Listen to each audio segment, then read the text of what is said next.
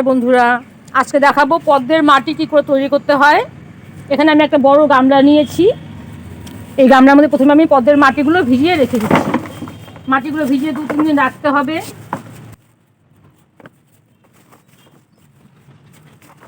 এগুলো দেখো একদম চাকা মাটি, একদম এঁটেল মাটি। এগুলো আমি চাষের জমি থেকে নিয়ে এসেছি।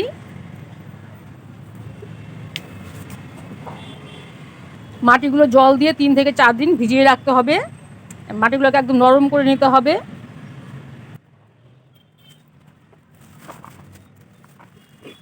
পাকের মাটি হলে ভালো হয়, কিন্তু পাকের মাটি সবসময় পাওয়া যায় না, তাই আমি চাষের জমি থেকে মাটিগুলো এনে ভিজিয়ে 3-4 দিন রেখে দেব।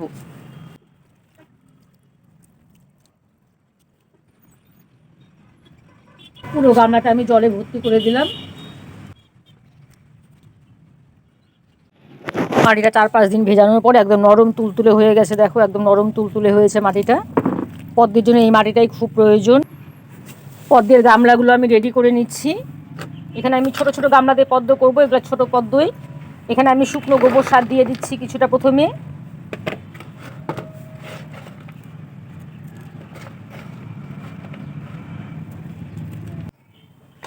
আর দিয়ে দিচ্ছি অল্প পরিমাণে নিম খোল।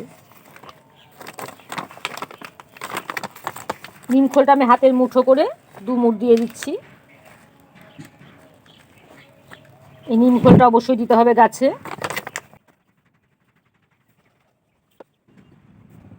যে মাটিটা আমি ভিজিয়ে রেখেছিলাম, দেখো একদম মাটিটা কাদা কাদা হয়েছে। এই কাদা মাটিটা এখানে আমি দিয়ে দিচ্ছি।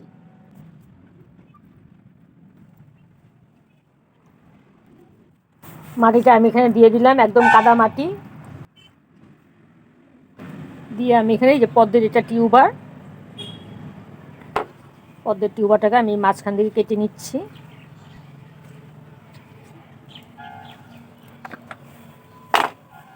বাকি এখানে অনেক রানারও আছে, আর একটা টিউবারও আছে আরও। এগুলো আমি অন্য গামলা লাগিয়ে দেব।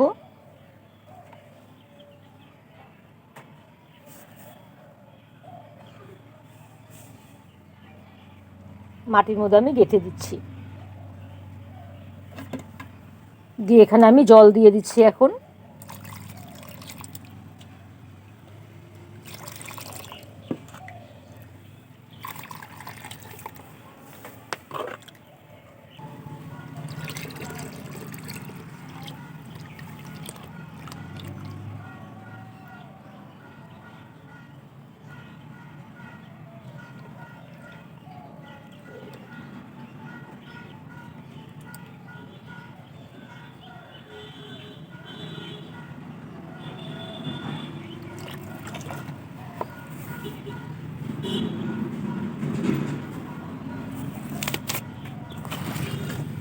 এই গাছে আমি চারটা এখন জল দিয়ে দিলাম। মাঝে মধ্যে জলটা আমি পাল্টে দেবো। 2-3 দিন পর পর জলটা ড্রেনেজ করে দিতে হবে, আবার নতুন জল দিতে হবে। একই পদ্ধতিতে বাকি গামলাগুলো আমি রেডি করে নিচ্ছি।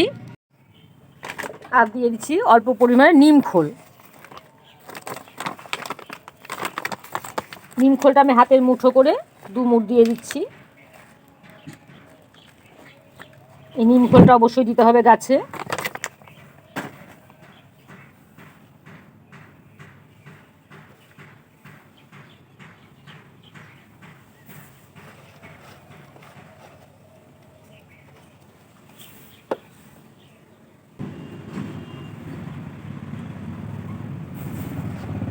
যে মাটিটা আমি ভিজিয়ে রেখেছিলাম, দেখো একদম মাটিটা কাদা কাদা হয়েছে। এই কাদা মাটিটা এখানে আমি দিয়ে দিচ্ছি।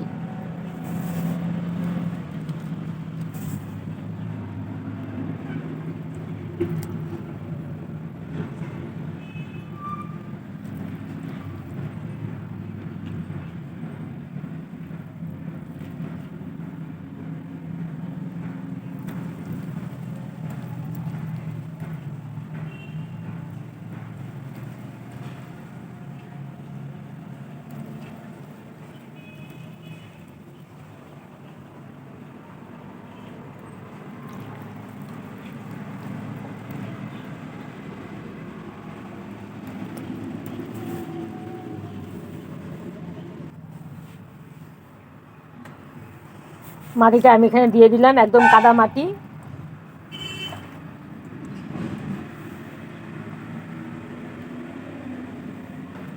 দিয়ে আমি এখানে যে পদ্মের এটা টিউবার,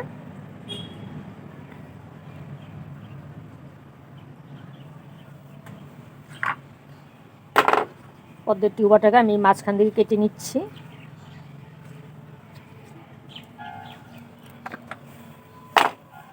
বাকি এখানে অনেক রানারও আছে আর একটা টিউবারও আছে আরও, এগুলো আমি অন্য গামলা লাগিয়ে দেব।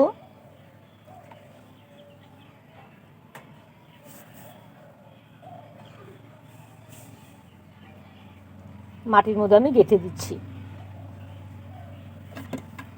দিয়ে এখানে আমি জল দিয়ে দিচ্ছি এখন।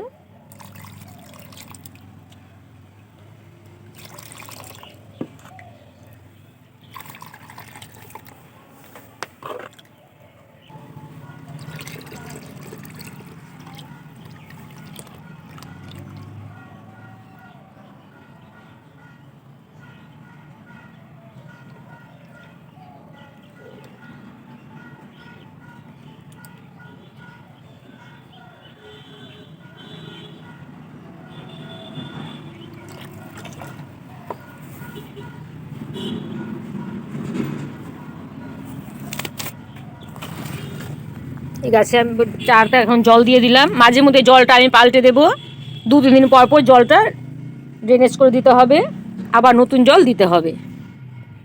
একই পদ্ধতিতে বাকি গামলাগুলো আমি রেডি করে নিচ্ছি। পদ্মের প্রায় সবগুলো টিউবারই আমি লাগিয়ে নিয়েছি, ছোট ছোট গামলার মধ্যে আমি দেখো সবগুলো টিউবার লাগিয়েছি।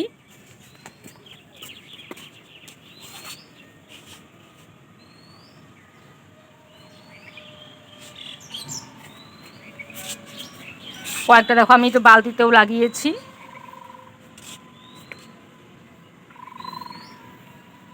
দু একটা একটু বড় বড় গামলাতেও লাগিয়েছি, ছোট গামলা বড় গামলা মিশিয়ে আমি পদ্মের টিউবারগুলো লাগিয়েছি। এটার মধ্যে 3-4টা ভ্যারাইটির পদ্মের টিউবার আমি লাগিয়েছি।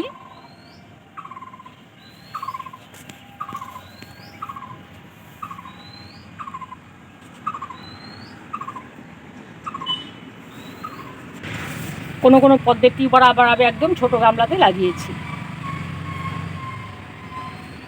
এই দেখো এখানে একদম ছোট ছোট গামলাতে পদ্মের টিউবারগুলো আমি লাগিয়ে নিয়েছি।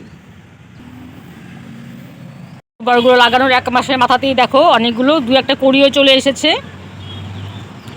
গামলা অনেক পাতাও ভরে গেছে। এগুলো যে স্ট্যান্ডিং লিভও চলে এসেছে।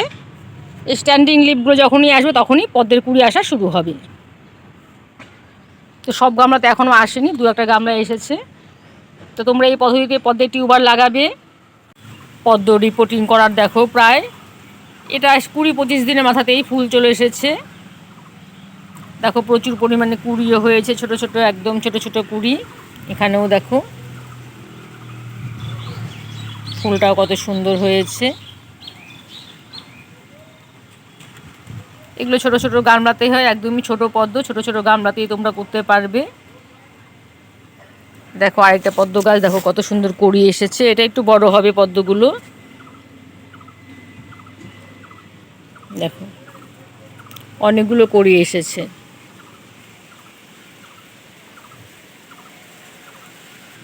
আরও কিছু গামলা দেখো, এগুলো এরিয়ে লিপ চলে এসেছে, এগুলো তো পুরো চলে আসবে কয়েকদিনের মধ্যেই।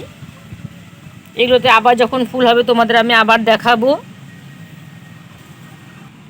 এই দেখো এটা একটু বড় গামলা দিয়েছিলাম, এখানে দেখো একটা ছোট্ট কুড়ি এসেছে। এগুলো সব এরিয়ে লিপ ছেড়েছে, এই এরিয়ে লিপ ছাড়ার সাথে সাথেই পদ্মের কুড়ি চলে আসে।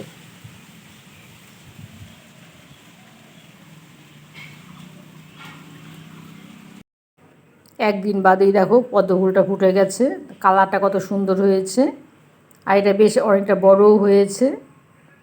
এগুলো আরও 2-3 দিন লাগবে ফুটতে।